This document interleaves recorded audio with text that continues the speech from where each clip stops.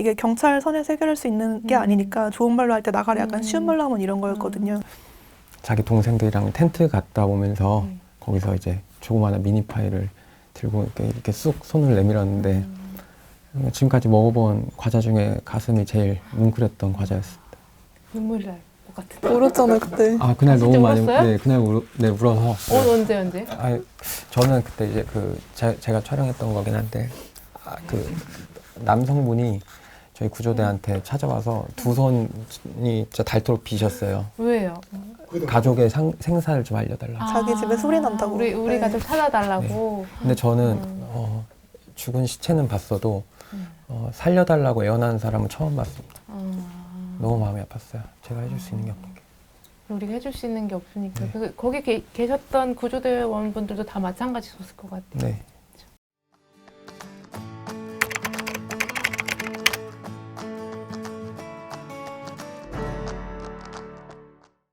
와인처럼 잘 익은 뉴스, 딱 맞게 골라드리는 경향시소, 시사 소믈리에 임지선입니다.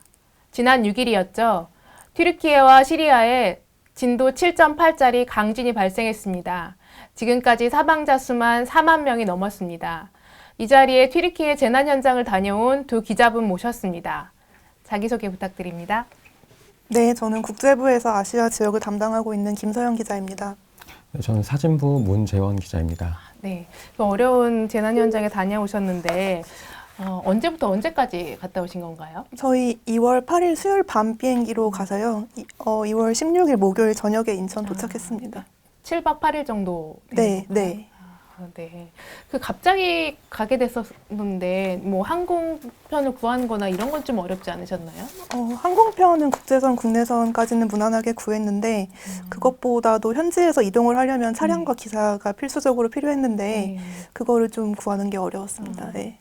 그럼 어떻게 구하셨나요? 현재 통신이 자유롭게 됐었나요? 그때 저희 통역해줄 분을 먼저 구해놓은 상태여서 그분을 통해서 연락을 많이 돌려달라고 부탁을 드렸고, 그리고 제가 통역을 구하는 과정에서 이스탄불 한인회에 글을 올렸는데 그거를 보고 도움을 주겠다고 연락을 주신 분들이 있었어요, 카톡으로. 그래서 그분들한테 제가 좀 염치불구하고 기사를 좀 알아봐 달라고 연락을 많이 돌렸죠. 그래서 그럼 언제 구하게 되셨나요? 저희 비행기 타기 1시간 전에 거의 짐 다 붙이고 나서 그렇게 구했습니다. 되게 마음이 네. 불안불안했을 것 같아요. 네, 네, 그때 미치는 줄 알았죠. 왜냐하면 차가 없이는 가서 아무것도 할 수가 네. 없는데. 예, 그 한편으로는 그런 마음도 있지 않나요? 약간 여진이 발생할 수 있다라는 그때만 해도 우려가 여전히 있었었는데 네. 그런 불안감은 없으셨나요? 근데 저는 뭐 가려고 마음 먹었을 때는 그런 거는 신경을 안 쓰는 게 맞다고 생각을 했고요. 그리고 여진이 나면은 여진이 난 거를 써야겠다고 생각을 하고 갔습니다. 네. 기자 정신 투철하신데요. 네, 어쩔 수 없습니다. 저도 크게 걱정은 안 했던 것 같습니다. 이 보내는 사람 입장에서만 더 걱정을 했었던 거 아닌가 싶습니다. 그 취재 막판에 쓴 그 기사 후기를 봤어요. 거기 보면 기사 제목이 한 국가가 감당할 수 없는 고통, 모든 것이 찢긴 그곳에 여전히 사람이 있다였어요. 그 제목만 봐도 좀 가슴이 찌릿찌릿한데 이 첫 문단에 그런 내용도 있죠. 이 차마 글로 다 표현할 수 없는 참상이었다. 이런 문장들이 있는데 그 현장에서 본 지진 피해 참상은 좀 어땠나요? 일단 거기에도 썼듯이 시선이 닿는 데마다 멀쩡한 건물이 전혀 없었고요. 그리고 모든 게 파괴된 속에서 사람들이 텐트를 치고 살고 있는데 그거를 보면서 좀 저는 글이 무력해지는 거를 많이 경험을 했어요. 그 공간감이라는 게 있잖아요. 그 대로변으로 딱 뻗어 있는 건물이 전부 양옆으로 무너져 있는데 그 입체감, 깊이감 그런 거는 글로 아무리 써도 전달이 안 되는 거고, 그리고 그 현장에 냄새가 있거든요. 거기에 사람들이 냄새가 나나요? 곳곳에 이제 난방이 전부 끊긴 상황이니까 수도, 전기, 가스가 다 끊겼으니까 보온과 뭐 빛 때문에 모닥불을 곳곳에 피워놨어가지고 근데 또 땔감도 만만치가 않으니까 아무거나 태우는 그런 모양새였는데 그러다 보니까 대기 중에 그런 시멘트 분진이랑 불 냄새가 계속 많이 나서 그때 냄새가 아직도 안 빠진 것 같고 이번에 다녀와서 캐리어를 열어보니까 그 냄새 그대로 나더라고요. 네. 그래서 그런 것들은 다 글로 옮길 수가 없으니까 저의 좀 무능력함, 막막함 그런 게 좀 많이 체감이 됐고, 그리고 또 한편으로는 거기서 사람들 죽고 우는 거 보면서 그런 거가 제 무능력함이나 이렇게 좀 체감하고 있는 자신이 좀 싫기도 하고 근데 저는 또 어떻게 보면 거기에 기자로서 일을 하러 간 거니까 그거를 놓칠 수는 없는데 뭐 달리 표현할 방도가 없고 그냥 계속 저의 바닥을 좀 보는 그런 느낌이 좀 있었습니다. 그렇죠. 그래서 되게 슬픈 현장에서 나는 객관성을 유지해야 네. 된다라는 그런 생각이 있어서 네. 그 간극을 메우기가 되게 어려웠을 것 같아요. 그 취재를 해서 글로 쓰는 것도 어렵지만 이걸 카메라로 담는 것도 굉장히 어려운 일일 것 같아요. 네. 어떠셨나요? 저는 그 이제 가족을 찾기 위해서 그 눈물을 흘리시고 애원하는 분들을 그냥 바로 앞에서 마주하다 보니까 제가 직접적으로 물론 취재를 통해서 이분들을 도우러 간 건 맞지만 돕고 알리러 간 건 맞지만 해드릴 수 있는 게 없다는 거에 너무 마음이 아팠고 그래도 힘들지만 그래도 셔터를 누르는 게 제가 여기 이분들 앞에 있는 이유라는 생각에 네. 촬영은 하긴 했습니다. 근데 마음이 너무 아팠습니다. 그 상황에서 셔터를 누르는 게 되게 좀 어려울 것 같아요. 저도. 네, 그 셔터 소리가 많이 나는 것도 어떨 땐 좀 그렇죠. 죄스럽기도 그분들에게 하고. 그 죄송한 일이 될 것 같아요. 네, 죄송한 마음도 들었고 좀 여러 가지 생각들이 겹쳤던 것 같습니다. 그 현지에서 어쨌든 취재를 갔어도 생활이라는 걸 해야 됐었을 텐데 우리가 사람이다 보니까 먹고 자고 마시고 해야 되는데 그런 것들은 어떻게 처리하셨나요? 이게 사실상 거의 뭐 종군 기자나 다름없는 상황이었는데 먹고 마시는 거는 이렇게 좀 편하게 좀 됐었었나요? 저희가 숙박을 한 곳이 크게 아다나하고 안타키아 두 곳인데 아다나는 지진 피해 규모가 상대적으로 적어서 그런지 뭐 도시의 일상이라고 할 거는 돌아가고 있었는데요. 근데 저희가 간 기간이 딱 튀르키예 정부가 선포한 애도 기간이랑 많이 겹쳐서 문을 연 식당이나 카페, 뭐 쇼핑몰 같은 게 없어서 오히려 거기서 음식을 구하기가 좀 힘들었던 것 같고 그럼 그리고 어떻게 먹었어요? 그냥 저희 밤늦게 문 연대 아무데나 들어가거나 아니면은 없으면 저희가 가진 거 먹거나 그렇게 했던 것 같고 안타키아는 지진 피해가 좀 심했던 지역이어서 우리나라 그 한국 해외 긴급 구호대 KDRT도 들어가 있었고 그리고 각국의 그런 구호 물자라는 게 많이 들어가 있어서 거기서는 뭐 줄 서서 먹었죠. 거기 사람들이랑 같이 구조대가 나눠주는 것들을 한국 구조단은 그래도 기자들한테도 물이랑 화장실 이용 같은 거를 다 하게끔 해줘가지고 거기도 들락날락하면서 정보도 얻고 그리고 식사 같은 것도 재원 씨 맛있게 먹었거든요. 그런 거 식사는 어떤 게 제공되나요? 식사 간편식 구호식품으로 해서 네. 그 보통 우리 군부대에서 그 남성분들이 좀 드셨을 법한 네. 그런 발열제가 들은 음식. 찬물 부어도 찬물 네. 라면이 되고 이런 네, 뭐 네, 그런 네, 거 네, 주로 있었어요. 네. 정말 전쟁터나 다름없는 상황. 그것도 이제 식탁이나 실내에서 먹을 수가 없으니까 길에서 그죠. 이렇게 차 밖에서 세워놓고 먹고. 길바닥에서 먹었거든요. 네. 그런 것들 있죠. 그럼 현지인분들도 같이 그거를 드시는 거였어요? 저희랑 섞여서 먹은 건 아닌데 그 현지인들을 먹으라고 마련한 그곳에 저희가 가서 먹은 건 맞죠. 네. 그 기사들을 보니까 그래도 이제 폐허 속에도 여전히 희망이 있다라는 내용들이 이제 가슴을 많이 울렸는데 그 아다나 시내의 아파트 붕괴 현장에서 살아남은 이들도 그 같이 잠도 못 자면서 이제 구조 활동을 같이 했다고 했고 또 불 꺼진 아다나에서는 서로가 서로의 신이 되어주고 있다라는 문장이 맨 마지막 기사에서 기억이 남는데요.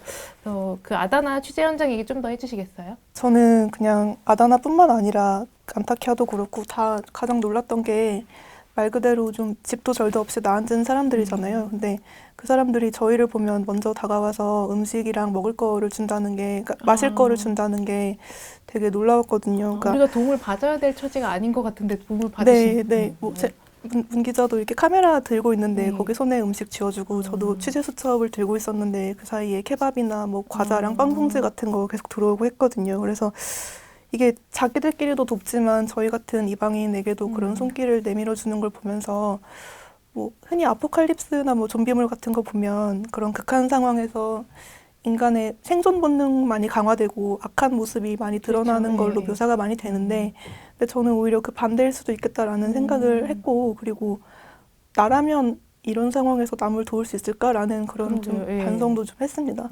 그리고 그 서로에게 신이 되어주고 있었다라는 문장은 사실 좀 과한 것 같기도 해서 쓸까 말까 하다가 썼는데 뭐 우리가 믿는 신이 선하다면 왜 이렇게 세상이 고통에 가득 차 있나, 이게 되게 오래된 논제잖아요. 근데 저는 아다나에 처음 도착해서 그 현장을 보면서부터 그 생각을 계속했어요. 그러니까 절대자 절대선을 믿는데 그 사람은 왜 우리한테 고통을 주나, 이런 거잖아요. 근데 그래서 이 지진 피해 지역을 보면서 뭐 신이 있을 수가 있나라는 생각을 오히려 많이 했는데, 근데 눈앞에서 사람들이 그렇게 서로 돕는 걸 보면서 이 사람들이 서로에게 신이구나라는 생각이 들어서 그 문장을 썼습니다.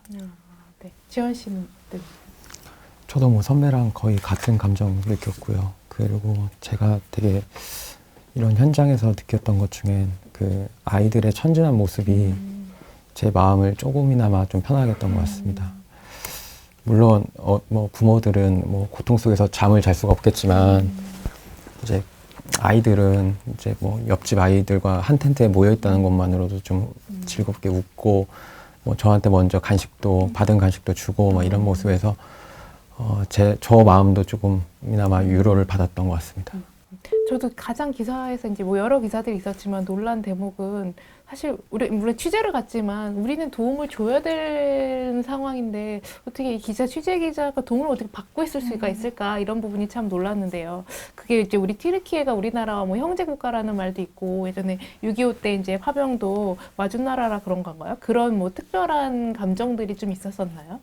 저희한테 먼저 브라더 시스터라고 얘기한 분도 있었던 것 같은데, 그쵸? 네. 뭐 BTS, 블랙핑크 이런 얘기 하기도 하고, 같이 사진 찍자는 요청도 한 서너 번, 대여섯 번 받았던 것 같고요. 네. 그런 게 다 한국이니까 그렇게 다가온 거 아닐까 싶기는 해요. 네. 꼬레 이렇게 많이 물어봤는데, 꼬레가 이제 한국이란 뜻이거든요, 네. 터키어로. 네. 네, 거기서 현지에서 한국 구조대의 역할도 컸다고 하던데요. 그 매몰된 지 131시간 만에 그 찾은 생존자도 있었고, 또 생존자를 찾기 위해서 모두가 이렇게 다 조용히 하고 막 귀를 열고 있었던 그런 장면 묘사도 전 기억나는데요. 한국 구조대 역할 좀 설명 좀 부탁드리겠습니다. 일단 그 생존자 구조 당시에는 그 생존자 위치 파악이 가장 급선무였고, 지하에서 들려오는, 솔직히 저까지는 들리지도 않았습니다. 저도 바로 앞에 있었는데 땅에 귀를 대고 들으셨거든요, 다들. 직접 진짜 네, 정말 기계를 이용한 게 아니고요? 기계가 들어갈 틈이 없었습니다. 그래서 그 당시에는 이제 한 분이, 이제 구조대 한 분이 호루라기를 불면 주변 그냥 눈에 보이는 정도의 모든 중장비들과 사람들은 발걸음을 멈췄어야 됐고요. 조용해야 되는 네. 거예요. 그렇게 해서 땅을 처음에는 이제 오른쪽을 파다가도 또 소리가 안에서 내부에서 울렸는지 위치가 바뀌더라고요. 다시 왼쪽을 파고, 왼쪽을 파다가 이제 그 앞부분을 파고, 거의 100여 명이 달려들어서 한 4시간 정도 끝에 이제 구멍으로, 제가 이제 처음 이제 그 생존자분을 본 거는 팔이었는데요. 아, 팔이요? 네, 왼팔 그 딱 정확히 4번째 손가락에 반치가 있었습니다. 그래서 저도 일단 촬영을 하고, 근데 이제 남편분이 바로 옆에서 사망하셨다는 얘기를 또 이렇게 듣게 됐거든요. 그래서 그때 또 좀 마음이 아팠고, 그렇게 이제 이제 얼굴까지 어느 정도 육안으로 확인되니까 이제 한국 구조대 분들이 이제 그 링겔을 갖고 오시더라고요. 지금 바로 꺼내면 안 된다고.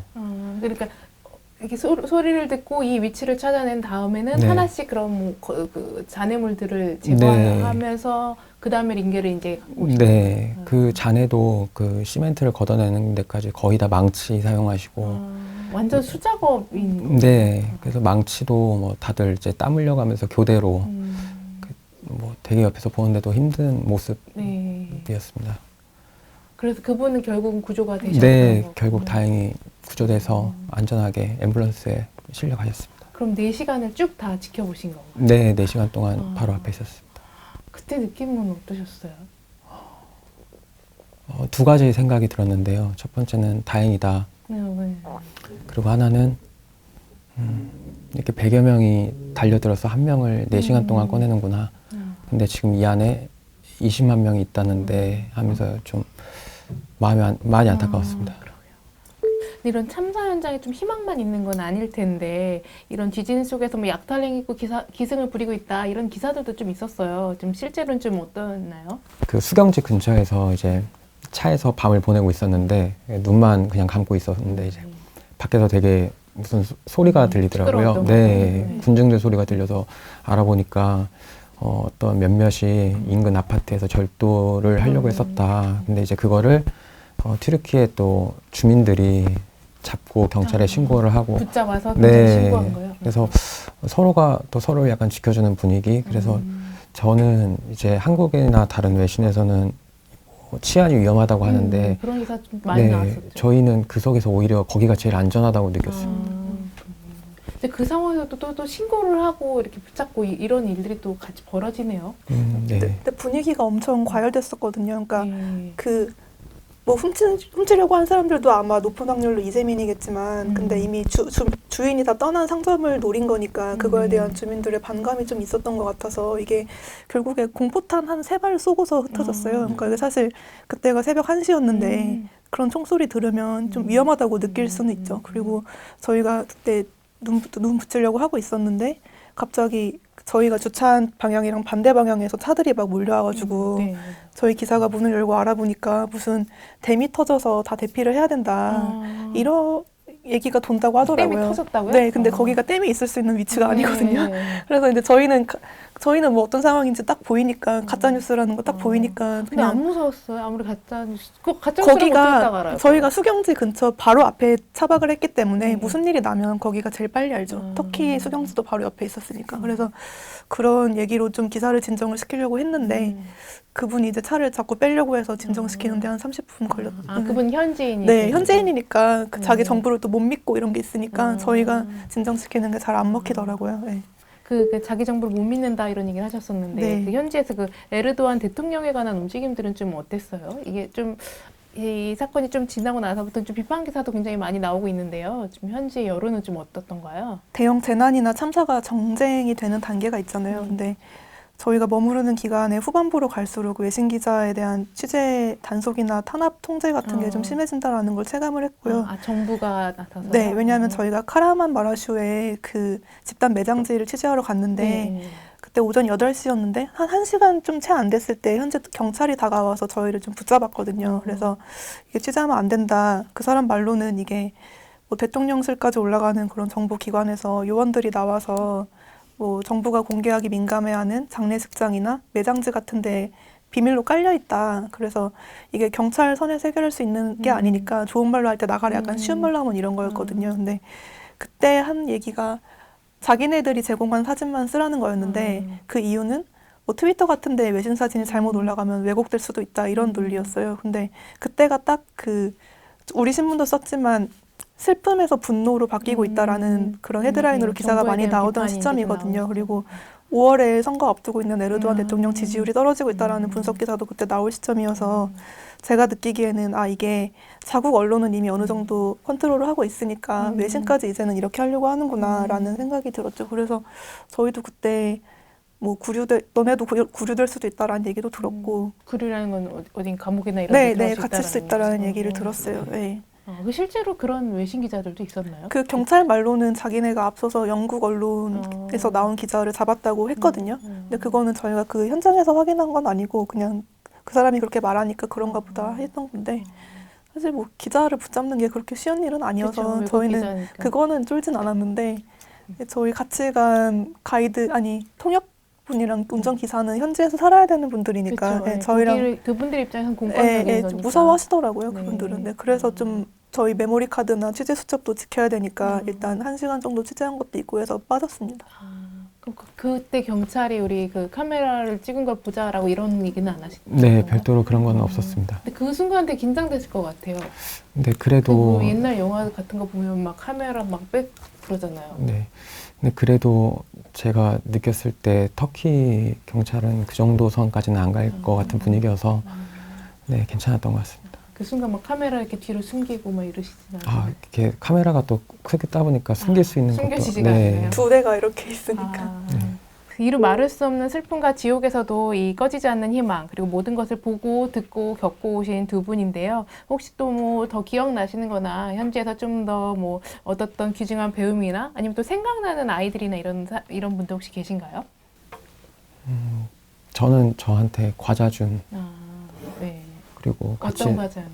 이렇게 파이 같은 미니 파이 같은 과자였습니다. 근데 제가 처음에 제가 받은 빵을 이렇게 줬는데 안 먹더라고요. 그래서 왜 안 먹었어요? 모르겠습니다. 그래서 이제 한국 시간 맞춰야 되니까 이제 마감하고 있는데 갑자기 그 소녀가 자기 동생들이랑 텐트 갔다 오면서 거기서 이제 조그마한 미니파이를 들고 이렇게 쑥 손을 내밀었는데 지금까지 먹어본 과자 중에 가슴이 제일 뭉클했던 과자였습니다. 눈물이 날 것 같은데요. 네, 막 좀 많이 그랬던 네. 우리 서영 씨는 저는 그 저희를 마주치는 그 구조대원이나 현지 경찰이나 뭐 봉사하는 분들이 이렇게 뭐 이렇게 엄지손가락 이렇게 하기도 하고 그리고 이렇게 손 모아서 같이 기도해 주기도 하고 그리고 이게 터키 제스처라고 하는데 재현 씨 기억나죠? 이거 이렇게 하면서 이렇게 하더라고요. 근데 이게 무슨 뜻이에요? 저희 통역 선생님한테 물어보니까 뭐 나도 안다, 공감한다, 고맙다 뭐 이런 네. 뜻이라고 하더라고요. 그래서 근데 그 표정이 막 웃는 것도 아니고 그리고 눈에 좀 약간 슬픔이 좀 차 있으면서도 입가에 미소는 있고 그런 묘한 그런 표정이었거든요. 그것도 제가 글로 묘사하는 걸 실패를 했는데 그 표정이 저는 갔다 와서 계속 마음에 남는 것 같아요. 그러니까 그게 어떻게 보면 외신 기자를 쫓아내려는 지금 대통령하고 진짜 민심하고 괴리가 크다는 걸 보여주는 장면인 것 같고 튀르키예가 지금 독재는 아니지만 권위주의가 심한 국가로 점점 가고 있는데 이런 재난에서조차 좀 그런 면모가 강화되는 게 안타깝다라는 생각을 했습니다. 그 국제부 기자로서 보시기에 지금 재난이 발생한 지 꽤 많은 시일이 흘렀는데 언제쯤이면 이 상황들이 좀 잘 정리가 될 수 있을지 그 시기는 좀 언제쯤으로 예측하세요? 저희끼리 그냥 다니면서 얘기할 때는 이게 1, 2년으로 끝날 것 같진 않다라는 그렇게 얘기를 오래 했고 걸리나요? 최소한 그 무너진 건물들 다 철거하고 땅 밑에 수도랑 가스 다시 전기하고 하는 것만 해도 저는 진짜 20년, 30년 생각하고 있거든요. 그래서 제가 재원 씨한테도 30년 뒤에 나 은퇴하기 전에 한번 르포 다시 가는 걸로 찾아봤더니. 그래도 되겠다라는 얘기를 했을 정도로 그리고 뭐 복구라는 게 사실 건물만 다시 세우는 게 아니잖아요. 그쵸, 네. 다시 세운다고 해도 그 지역에 사람들이 가서 살 것 같지가 않아요. 우리 포항, 경주 지진 때도 이주한 사람들이 많잖아요. 영구적으로 그 지역을 떠난 분들이 많이 있는데 이 정도 규모의 지진이면은 거기는 건물이 들어선다고 해도 한동안 황폐화될 가능성이 높다고 저는 생각을 하고 그리고 아이들의 보건 문제나 교육 문제 같은 걸로까지 확장을 하면 이거는 한 세대가 흔들릴 것 같다라는 생각을 저는 했습니다. 그 재난으로 인한 그 사망자도 발생하겠지만 그 이후에 그런 질병이 돌아서 사망하는 것도 네. 있을 텐데 네. 현지 위생 상황이 그렇게 좋을 것 같지는 않아요. 그런 네. 상황은 좀 어떤가요? 길가에 쓰레기 널려 있고 그리고 임시 보호소 가면은 저희 한번 들어갔을 때 냄새 이미 나고 있었고 그리고 뭐 모퉁이 돌 때 시신 담긴 가방도 많이 마주치고 이러는 상황이었으니까 위생 문제는 시간 문제일 것 같고 다만 거기가 날씨가 그렇게 덥지는 않더라고요. 지금 기준으로. 그래서 겨울 영하 온도였고 이랬죠. 한국 날씨랑 좀 크게 차이는 안 났던 것 같습니다. 그래서 그 부분이 좀 막아줄 수는 있겠지만 장기화되면 분명히 문제가 될 거라고 점점 생각을 날씨가 합니다. 따뜻해지면 네.